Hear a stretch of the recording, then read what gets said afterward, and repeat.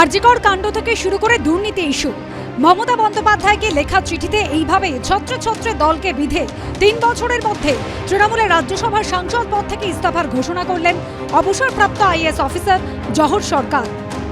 মমতা বন্দ্যোপাধ্যায়কে আজকে চিঠি দিয়ে আপনি সাংসদ পদ থেকে ইস্তফার সিদ্ধান্ত নিয়েছেন এবং রাজনীতি ছাড়ারই সিদ্ধান্ত নিয়েছেন, এটা কেন? আরজিকর কাণ্ড? আমি তো সব চিঠিতেই বুঝিয়েছেন আরজিকর কাণ্ড তার মধ্যে একটা বড় কারণ। আমি আর থাকতে পারছি না, সম্ভব নয়। আমার মনে হয় যেভাবে জিনিসটাকে সামলানো হয়েছে একেবারেই ঠিক নয়। গোড়া থেকেই করা যেত, যদি দুষ্ট চক্রকে ভাঙা যেত। মানুষ কিরম বিশ্বাস করতে চাইছে না, যা এখন ভালো ভালো পদক্ষেপ নিলেও মানুষ বিশ্বাস করতে চাইছে না সরকারকে, সরে গেছে অনেকখানি।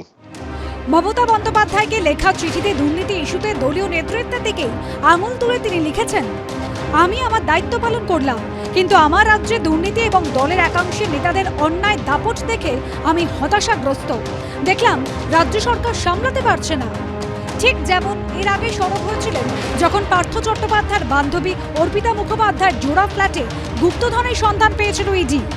রাজনৈতিক দলের স্ট্যাম্পটা লাগিয়ে, মোহরটা লাগিয়ে যথা ইচ্ছা টাকা বানাবো, বান্ধবীর নামে ফ্ল্যাট বানাবো, এই করব, এসইউভি গাড়ির পর গাড়ি, এগুলো আমরা কিরম মানতে পারছি না, মানা যায় না এগুলো। একটি শ্রেণী আমি বললাম এই দেখলেই মনে হয় ধান্দাবাজি। এটি কিন্তু সব দলে আছে, এটা তৃণমূলের একা প্রপার্টি নয়, সব দলে।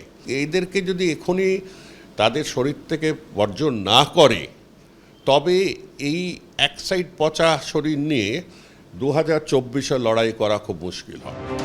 দুর্নীতি ইস্যুতে মুখ খোলায় সেই সময় কটাক্ষ শুনতে হয়েছিল তাকে। সাহস থাকলে পদত্যাগ করুন রাজ্যসভা থেকে, কমপক্ষে সুবিধা ভোগটা বন্ধ হবে। উনি গেলে কিচ্ছু ক্ষতি হবে না, লাভই হবে। ইঙ্গিতপূর্ণভাবে এদিন মমতা বন্দ্যোপাধ্যায়কে লেখা চিঠিতে জহর সরকার লিখেছেন, যখন 2022 সালে বিভিন্ন সংবাদ মাধ্যমে প্রাক্তন শিক্ষামন্ত্রীর চূড়ান্ত দুর্নীতির খোলাখুলি প্রমাণ দেখে প্রকাশ্যে মতামত দিই যে দল এবং সরকারের এই ব্যাপারে অত্যন্ত সক্রিয় হওয়া প্রয়োজন, তখন দলের অনেক বর্ষীয়ান নেতা আমাকে হেনস্থা করেন। তখন আমি পদত্যাগ করা থেকে বিরত ছিলাম এই আশা নিয়ে যে আপনি কাটমানি এবং আর্থিক দুর্নীতির বিরুদ্ধে 1 বছর আগে যে আন্দোলন আরম্ভ করেছিলেন তা চালিয়ে যাবেন। দুঁদে আইএএস অফিসার হিসেবে রাজ্য থেকে কেন্দ্র বহু গুরুদায়িত্ব সামলেছেন জহর সরকার। একদা রাজ্যের শিক্ষা দপ্তরের প্রিন্সিপাল সেক্রেটারির দায়িত্বের পাশাপাশি সামলেছেন শিল্প এবং বাণিজ্য দপ্তরের সচিবের দায়িত্ব। কেন্দ্রে ক্ষুদ্র এবং মাঝারি শিল্প মন্ত্রকের প্রথম অতিরিক্ত সচিবের দায়িত্ব সামলানো থেকে 2008 থেকে 12 পর্যন্ত জহর সরকার ছিলেন কেন্দ্রীয় সংস্কৃতি মন্ত্রকের সচিব। 2012 থেকে 16 পর্যন্ত ছিলেন প্রসার ভারতী সিইও। জহর সরকার যখন কেন্দ্রের সংস্কৃতি সচিব, তখন তৎকালীন প্রধানমন্ত্রী মনমোহন সিং বলেছিলেন, জহর সরকারের জ্ঞান, কাজের প্রতি দায়বদ্ধতা এবং উদ্দীপনা প্রশংসনীয়। তার মতো দেশের বিশিষ্ট একজন সিভিল সার্ভেন্ট সংস্কৃতি মন্ত্রকের দায়িত্বে থাকায় আমি খুশি। এহেন জহর সরকারই মমতা বন্দ্যোপাধ্যায়কে উদ্দেশ্য করে চিঠিতে লিখেছেন, আমার জন্ম মধ্যবিত্ত পরিবারে, অনেক বছর বাস ট্রামে বাদুড় ঝোলা হয়ে যাতায়াত করেছি। তাই 41 বছর আইএএস হিসেবে কর্মজীবন কাটিয়ে আমি বর্তমানে এক বস্তি সংলগ্ন খুবই সাধারণ এবং মধ্যবিত্ত একটি ফ্ল্যাটে বাস করতে বা 9 বছর পুরনো একটি ছোট গাড়ি চালাতে কোনো আপত্তি বোধ করি না। কিন্তু আমি অবাক হই আর রাগও হয় যখন দেখি বহু নির্বাচিত পঞ্চায়েত এবং পুরসভার প্রতিনিধিরা গাড়ি ব্যবহার করছে।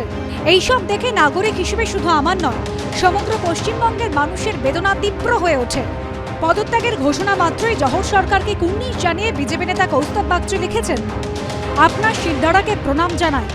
বিজেপির আইটি সেলের প্রধান অমিত মালব্য এক্স হ্যান্ডেলে লিখেছেন, মমতা বন্দ্যোপাধ্যায়ের উচিত এবার অন্তত পদত্যাগ করা।